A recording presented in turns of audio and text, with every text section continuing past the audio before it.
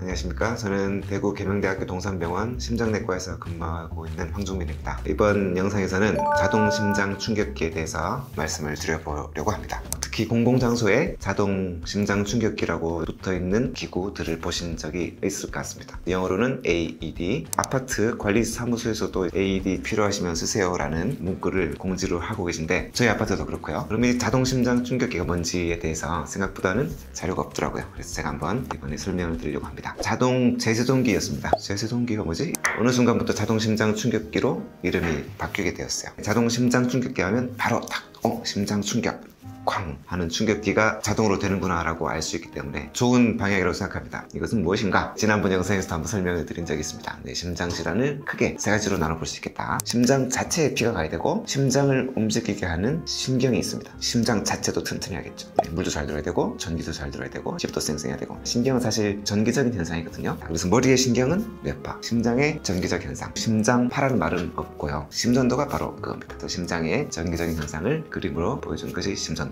심장은 이제 심방, 심실 두 가지가 있다. 그래서 우리가 하트 모양으로 봤을 때 위쪽을 심방이라고 하고 아래쪽을 심실이라고 한다. 좌우로 나눠가지고 왼쪽은 좌심방, 좌심실, 오른쪽은 우심방, 우심실 네 군데로 나눠볼 수가 있습니다. 심실이 메인 펌프입니다. 심실이 제일 중요한 거고, 심실이 꽉꽉 짜가지고 피를 폐로 그다음에 전신으로 보내주는 거고, 그럼 심방은 뭐 하느냐? 심실을 채워주는 보조 펌프 역할을 하는 거죠. 심방에서 심실로 피를 탁 쏴주면 심실이 더 많이 차가지고 피가 간다. 우리가 세동이라는 현상을 말씀을 드려야 됩니다. 가늘게 뛴다. 심장의 전기적 현상을 그림으로 보여주는 건데 세동의 파형입니다. 전혀 질서가 없죠. 세동은 전기적으로는 무질서한 상태, 혼란 상태, 케이오스의 상태가 되죠. 심장의 전기가 무질서하면 심장이 무질서하게 뛰겠죠. 세동이 발생하면 심장은 무질서하게 뛰게 된다. 심장 세동이라는 말은 없습니다. 세동은 가늘게 뛴다 하지만 사실은 뛰지 않는 상태를 말하는 거거든요. 심방이 세동이다 그러면 심방은 가늘게 부들부들 떨리고만 있지 제대로 수축하고 있는 상태가 아닙니다. 전기가 엉망이고 가늘게 뛰는 게 아니라 아예 안 뛰고 있다고 생각하시면 되고, 심실 세동이 발생하면 심실이 안 뛰게 되죠. 그러면 어떻게 될까요?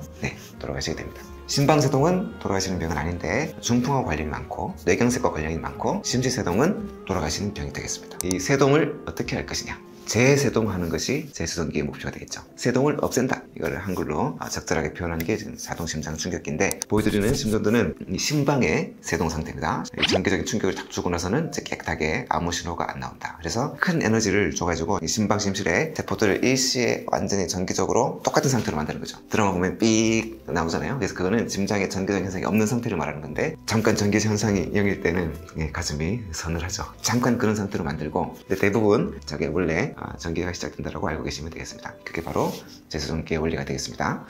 재부팅의 의미인 건가요? 그걸 파워 온오프의 개념이 되겠습니다. 컴퓨터 고장나면 전기 내렸다가 올리잖아요. 그랑 똑같다고 보시면 됩니다. 요 보여드리는 심전도는 심실의 세동 상태. 완전히 그냥 전기가 혼란 상태에 있죠. 혼란 상태에 있다가 빵 충격을 주면 잠깐 전기 현상 제로 상태. 그다가 이제 정상적인 맥박이 나오게 되는 것이고, 심실세동이 일어나면 얼마나 있다가 사망하십니까? 그걸 그대로 방치했어요. 그렇죠. 그게 이제 항상 우리 왜 5분만 지나면 돌아가신다고 하는, 심장이 아니고 머리로 혈액 공급이 5분만 안 가도 뇌사 상태에 빠질 수 있죠. 그러면은 만성 심실세동이란 건 없겠네요. 그렇죠. 심실세동은 돌아가시는 병이고, 심방세동은 흔한 병이고 돌아가시는 병이 아니고, 만성 심방세동이라는 단어가 있었는데 이제 지금 그게 안 쓰고 발작성, 지속성, 영구형 심방세동. 그래서 이번 영상에서는 자동 심장 충격기란 무엇인가를 이해하기 위해서 무질서함이 발생하는 세동에 대해서 알아보았고, 다음 영상에서는 이제 심실세동이 왜 생기는지에 대해서 말씀드리도록 하겠습니다. 환자분들이 혈압이나 부정맥 같은 거 평소에 알기 위해서 스마트워치도 많이 찾잖아요. 그렇죠. 스마트링이나 이런 거는 어떻게 생각하세요? 그래서 이제 그 스마트워치에서 여러 가지 헬스 관련한 기능들이 많이 출시가 되고 있습니다. 저도 이제 좀 써보고 하는데요. 당연히 도움이 되는 부분이 있습니다.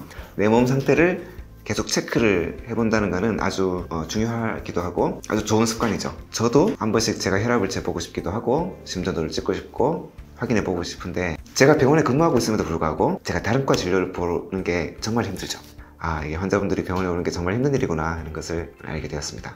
내 몸을 확인해보는 습관을 가지는 것은 아주 좋은 스마트워치의 기능이라고 생각을 하고, 그럼 이제 심장 관련해가지고 크게 혈압 측정, 맥박 측정, 심전도 측정 세 가지가 있습니다. 맥박은 사실 스마트워치가 아니어도 그전에도 카메라로 손가락 대면 촬영이 됐어요. 맥박은 쉽게 측정이 된다. 사실은 맥박만 정확한 것을 알기 어렵습니다. 심장의 전기적인 현상, 심전도를 봐야 심장에 전기에 문제가 생겼나 안 생겼나를 알 수 있기 때문에 맥박 뛰는 횟수만 가지고는 부족하다. 만약에 여유가 되신다면 심전도가 되는 스마트워치를 사셔가지고 심전도를 찍어보는 것이 더 정확하다. 그래서 간헐적인 두근거림이라든가 여러 가지 증상을 느끼는 분들이 있는데, 그때 심장 전기도를 찍어 오시면 그때 심장 전기에 문제가 있나 없나를 확실하게 감별할 수 있는 거죠. 심전도는 되게 정확하게 지킵니다. 그래서 심전도를 증상에서 찍어 오는 것은 아주 좋다.